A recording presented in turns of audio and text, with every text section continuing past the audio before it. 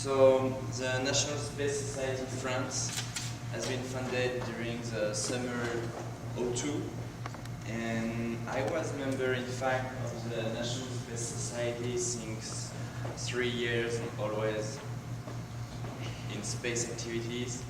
And I really wanted to spread the idea of spacefaring civilization in Europe, and particularly in France. I'm, in fact, 24 years old, and I'm candidate for a PhD in Paris, La Sorbonne University, so for history of innovation. I founded with some of the French NSS members in France the chapter to mainly renew the debate about space in France. And you really have to understand that the situation of the France and the space France, or the European space situation, is really different from here in USA. There is almost no society promoting space, human space flight, except the Mars Society French chapters. And the European Space Agency, the ESA, doesn't like, in fact, that we discuss its policy. So it's a very different situation. And first of all, the main goal of the NSS France was to make a lobbying group toward our space and political leaders. Then we tried to develop a website, nssfrance.com, which has good statistics for French association. And we try to update every 3 days. We just write for 3 months a weblog in French. But we are making a new one in English. And after we made a lot of, in that way, the official goal of the association is to promote an ambitious and European managed space program in a spacefaring civilization perspective. And after criticizing and reacting to the European space actuality, we try to propose something new and concrete. And because always people ask, what do we have to propose for Europe? We answer with the 15 proposition that I will present for 5 years, and the European Space Initiative. We make this proposition during the International Paris Air Show last year, and it's a kind of roadmap inspired by the NSS roadmap, in fact. And it was really warmly welcomed by industrial and space leaders and some medias. With this proposition, we reach our goal, make your action and proposition well known in France and Europe. But before saying something more about the 15 proposition, we have to come back to the birth of the idea. As I said previously, the French situation is completely different from US debate, from the US space debate, but it's the same problem for the space level and capacity to reach the orbit for France or for Europe, in fact. Today, Europe has no independent human access to low Earth orbits and no efficient and autonomous space transportation for a manned space flight. And we got ESA, which is the official agency for the European space activities. And we got the European communities, which speak a lot about Ariane 5, ISS, Columbus module, or ATV. And we got even a Martian and lunar space program, or a kind of vision or a kind of exploration program called Aurora. And the name is over there. It will be after. And that's why, but in fact, we spoke about Mars, Moon, but we don't have the link between the Mars and the Moon and the Earth. And there is a really missing link between both of them. And that's why NSS France decided to draw a realistic roadmap for making the link between these two planes. And NSS France I think, in fact, that we have to solve the human space access to orbit for Europe before everything. And if USA and you can develop a real space vision, we are not at the same level of commitment for space in Europe. So we really have to solve this problem, and Europe will have a strong commitment to low Earth orbits if we develop a boldly spacefaring civilization. If we commit in a space program, maybe we can develop further space program. But we really have to have a step-by-step approach for a spacefaring civilization. And the second main goal of the initiative is to ignite this commitment for space by investing in manned space flight. But we have to highlight some hot points for the initiative and the 15 proposition, because it's two different things. First of all, we got two different planes, the European Space Initiative and the 15 proposition. And in fact, the 15 proposition is the first part of the initiative. And the initiative, so the left side, sorry. Yes, the left side. It contains a full roadmap, including the long-term program and the long-term space plan and the 15 proposition. And the 15 proposition over there, at the right side, is the first part of the European Space Initiative. It's a short-term plans on preparatory program for the middle-term plans. It's really a step-by-step approach in 5 years. And today I want to insist on, or to highlight, on the 15 proposition because of the urge to launch it. Because you made the space vision at the end of January 2004 by the Bush speech, and we made nothing, in fact. And in Europe, as I suppose in USA, in fact, we don't have precise idea of what would be the next space program. So I won't speak about long-term space program today. I want to speak about short-term space program and short-term initiative program. And secondly, we choose a 5 years limit due to the average of the European political mandates.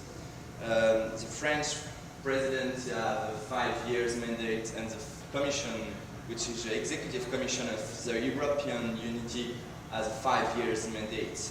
So that's very important for the 5 years limit date. And space critics often advance the fact that the space programs are too long in times or are too expensive. But with this proposition, we try to counter this attack by cutting the time in a realistic way and by choosing concrete and on-the-shelf technology for making things happen.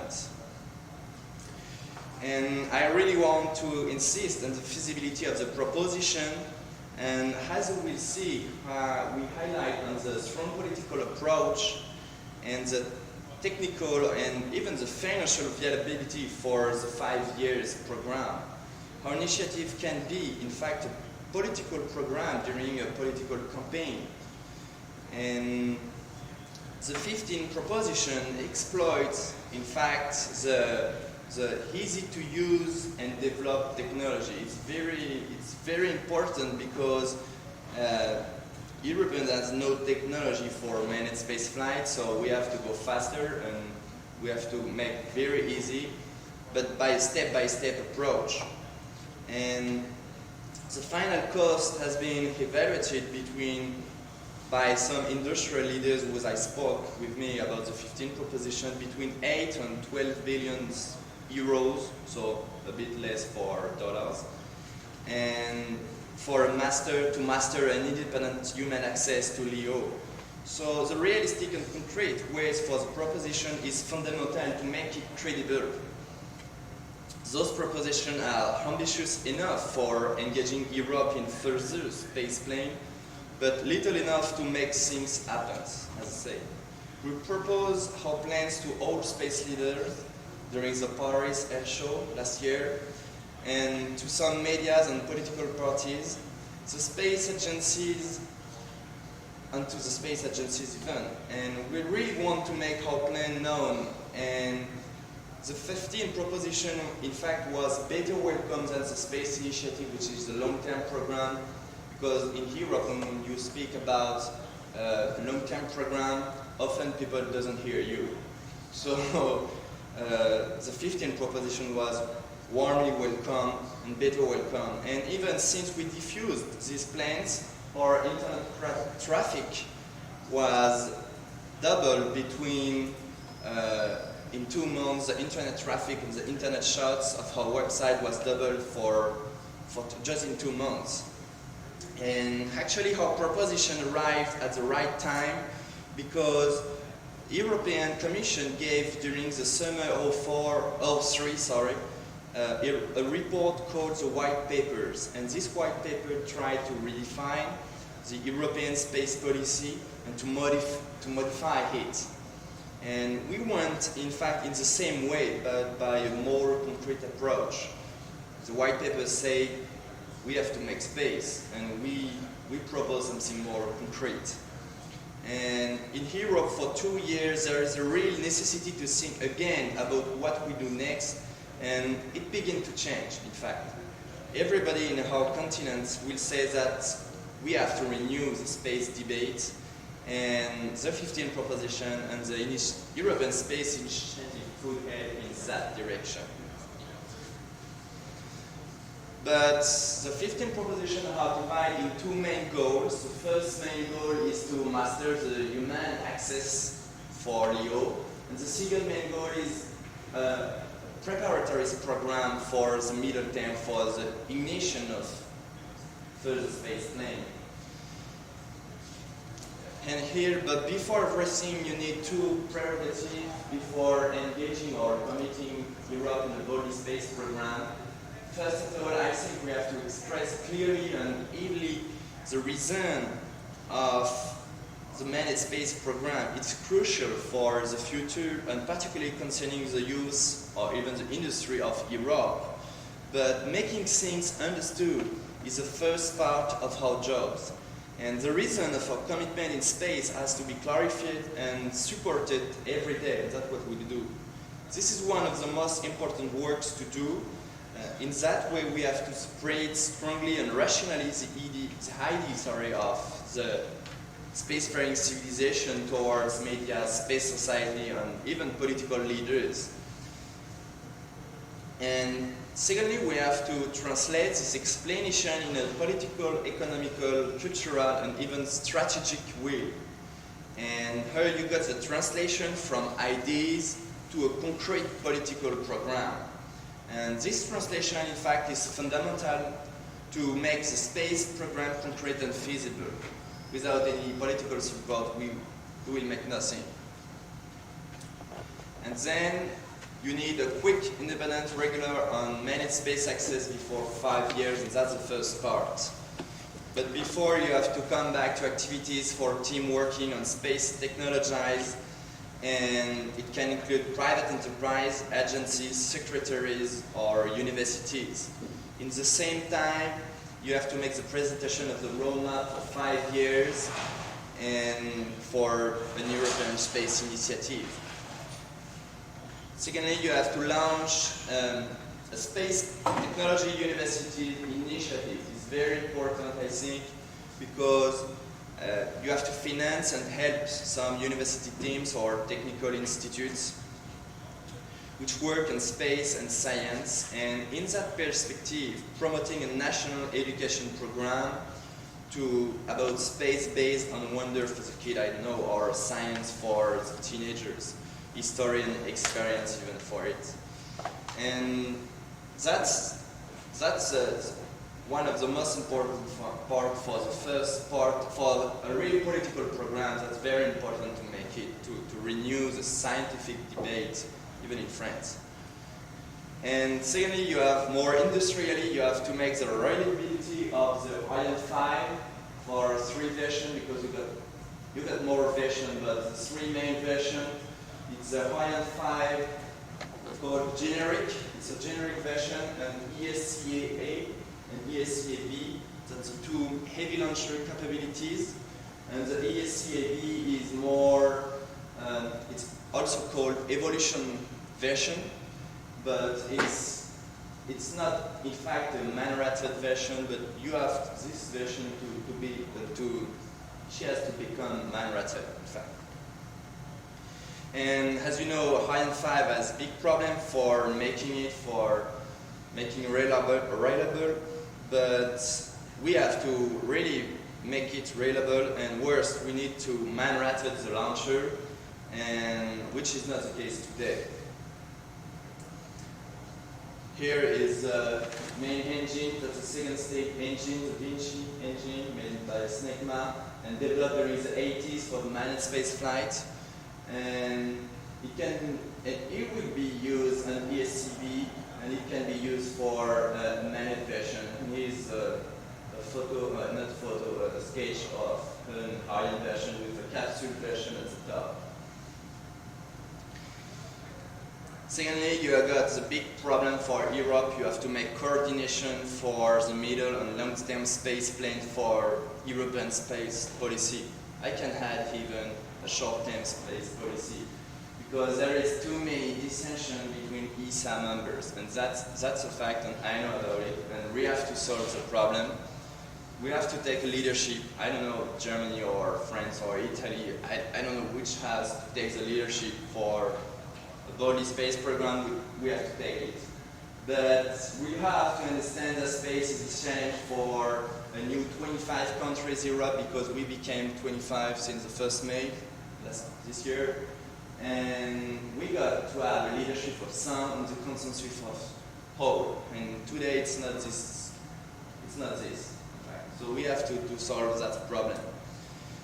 Then we got to service and using the ATV. It's an automatic transfer vehicle. It's a kind of European progress, and it will be done, in fact, and launch in June 05 or maybe September 05 because of delay and of problem and technical delay.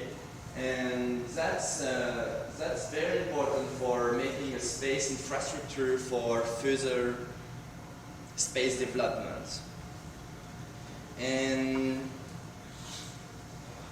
really, you can develop this ATV, and you can even develop it for ASIV. Here is a sketch of the AECEV. It means that it's a human version of ATV. It was envisaged during the 90s. It was planned during the 90s, but it can be developed because the ATV is a man-rated launch, because it will be, yes, it's a man-rated module, in fact, for the ISS. And the ATV has to fulfill the demanding requirement for a manned spacecraft safety, and since it becomes, in fact, an extension and reboost module for the ISS, and it would be easy to use for a crew transfer. And then 8, we have to come back to a concrete studies about other manned ways to reach orbits, and we are looking for the best solution. It can be the RID, it's atmospheric re-entry demonstrator. It was launched during the 1988, and it came back very safely, but no concrete program followed.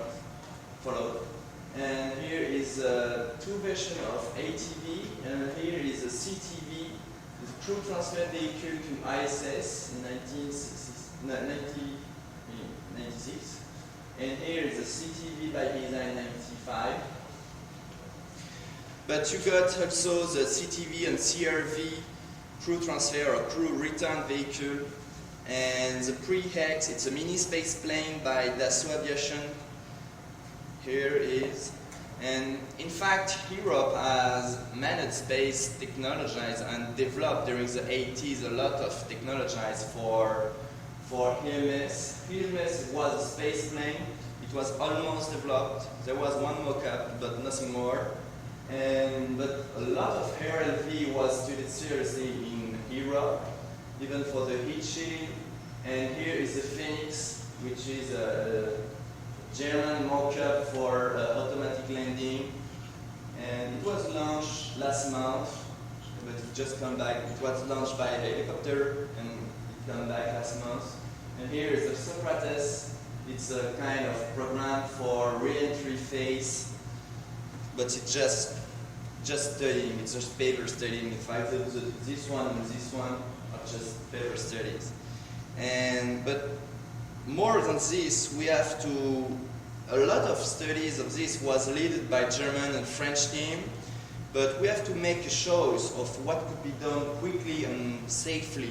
The aim is to have a main module to launch astronauts 6 or 7 times per year. And how preference goes to a capsule versions, that's my preference because it's maybe quick to do, but because of the technical advancements too, in fact, the technical advancements in Europe are better on these planes than the others. And it's very easy to deploy and very easy to use. And a capsule version would be the first step of advanced managed transportations. And in the same time, you have to develop the Columbus module. It's a ISS module. But we have in the same time to renegotiate the agreements concerning the use of the space station. A lot of people in France or in Europe say that there is a big problem with ISS and the US and the Russians. So because of the core complete versions, we don't have the space access, and when we would have the space access, we have to renegotiate the agreement and this agreement to make the use larger. But this program is in fact a mostly German finance program. It's all European doesn't want to see that. France, in fact, doesn't like Columbus, and Italian wants to make that home. So that's a very special situation. ISS has really to become our outpost in orbit, and it can play the role of the space university for nations which want to develop the exploration into space. And here you got the renegotiation of the agreement. I think it's really important for a larger using of the space station.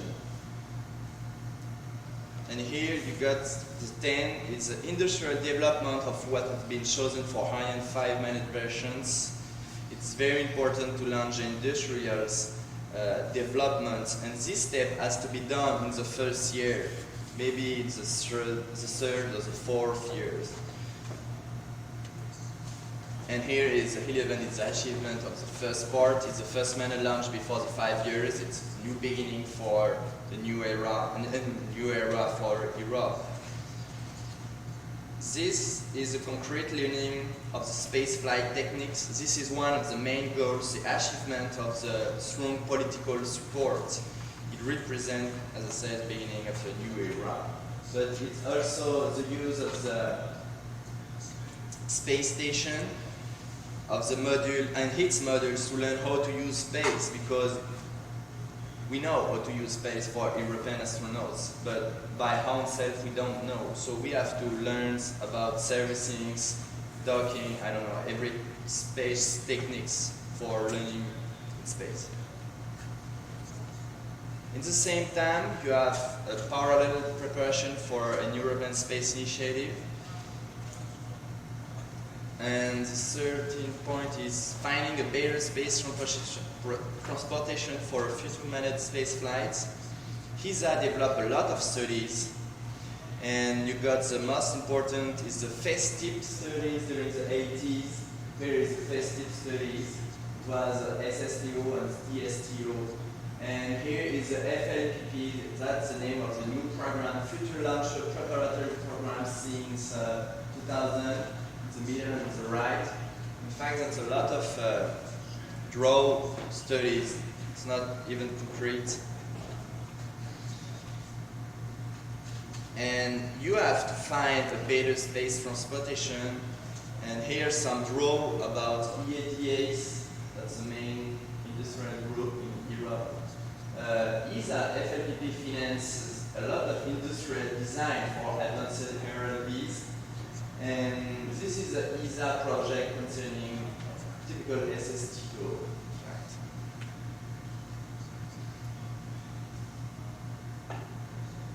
we got, just 2 words about this. In the same time, we have to look again at all the old studies that would be made during the 80s and during the 90s. We made a lot of studies, and we have to take it over, and we have to really renew on what could be done. Even Hotel or Zenger has to be studied, because Zenger, for example, that was a space plane, hypersonic space plane, and developed by Germans, and it really can be interesting for further space plane. It really has to be studied. And even in France, you got the ARES program and Phoenix 2 for Germany, and Everest, developed by CNES and ISDC. And we have to, actually all this technology have not to be developed in the same time, okay? But we just have to reactivate the most promising and to make a choice between all of them. I don't know what it would be, but we have to make a choice, and we have to commit in that choice. We have also to study alternative propulsion as MHD, and further development for ionic propulsions. Could be really interesting for cargo and for stuff like this. And even the space cable can be studied, I don't know, but the 14th plan is to promotion of the creation of a space private enterprise. And we can think about the political hat like the zero tax or zero gravity. I just want here to say that France and Europe have almost no team engaged in the X Prize competition. Just one English team which is engaged. And we got 30,000 people working in Europe by private enterprise, but it's big groups like EADS or SNAKMA, I don't know. But you almost got no little space enterprise and no little innovative enterprise, like you can see here, or Export, or I don't know. There is a lot of here in the USA. And that's really a different situation. And finally, you have to develop a space nuclear propulsion, or to study what could be done in that way. A kind of European Prometheus initiative can be really interesting, and it has really to be studied, but if it's good or not. In the same time, we have to launch all the studies about exploration and exploitation of Moon and Mars. It's already long-term space plan for Europe, so I won't speak a lot about it. And cooperation and joint studies with Russian, for example, can be exploited. And here is the Aurora. It's the name of the Aurora and for ESA. As you can see, there is more concrete ways. Here is the Hartley. There is the Moon and Mars, and even you got the ESA astronaut, the first plane. That is very interesting. ESA changed its situation since the 14th January because of this. In last year you couldn't see that, and this year it changed. And everything what I say can be done in 5 years. Most of the point are feasibility studies and or on-the-shelf technologies. But we have to make a choice before engaging strongly Europe into space conquest. This is not a catalogue of European space technologies. Our 15 propositions are just a reflection of what can be done tomorrow, and with actual technology. No one can say what will be concretely done in space. And that's why we try to commit Europe step by step, and the 5 years limit is due of that. And the step-by-step approach is fundamental for the European situation. We don't have managed access, as I said, and we don't have heavy launcher. We can't put a man on Mars, on the Moon. And this is a real paradoxical situation, because we want to do something, we want to participate to the US space vision, but we don't have the means and the way to do and to participate. I don't know how we will do, but it's very crazy situation. And as you've seen, the 15 proposition has been welcomed the last year, and we tried to develop it because it's already a second version of the 15 proposition. And we try by the association or by the National Space Society French to engage Europe in a concrete human space flight. Despite everything, we have to challenge 3 new problems. And the first is Soyuz at Kourou. That's a risky situation for the future of the European space transportations and even for the European space industry. But I will discuss it later Sunday. And on that problem, the second problem is the membership of Russia in ESA. At the beginning of May 2004, Russia asked to ESA special membership integrations. And if Russia and ESA become the same group, it could be really change a lot of things for the future of the human space transportation for Europe, in fact. And to conclude briefly, I want to highlight on the fact there is a big political work to do in Europe, and that's my third point. Now we got 25 countries, and we need a new challenge, and we need new challenges, and space can be one of this challenge. And spaceflight, I think spaceflight is a uniting and federating space project for our communities, and we will face new political challenge and new political problem for the next year by 25 countries. And we consider space as a creation of new potential of activity for every country. And tomorrow, Europe's need new challenge and a step-by-step human approach, and that's the Initiative Spatiale Européenne. That's the name of the European Space Initiative. And that's the roadmap we published last year.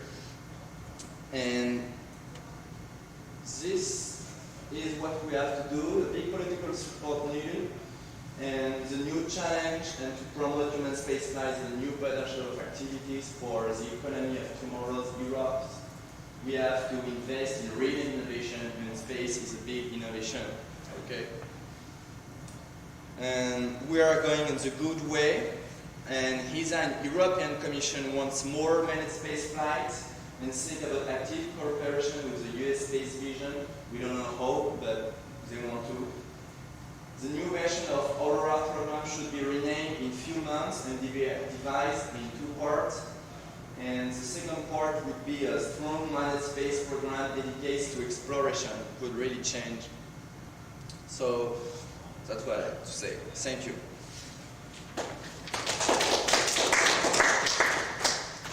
If you have a question. Can I just ask, first of all, I'm from England, so I'm kind of sympathetic towards Yes. the issues that you're facing. But you said one of your the things you had to do was to express clearly to people the reasons for a manned space program. I was wondering if you could just tell me what reasons those are. Oh, the main reason is over there, and that's promote human space flight as a new potential of activity for the European industries. I think that's the main reason to do a space program. If US are involved in space program, that's why they want to make works the aerospace industries.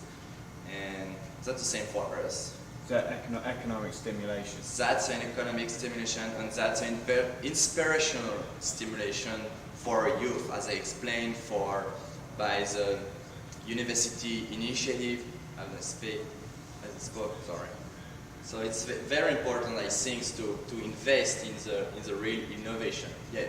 And what do politicians say when you say those things to them in France? There is a different situation because European politicians, like I've got contact with the European Commission.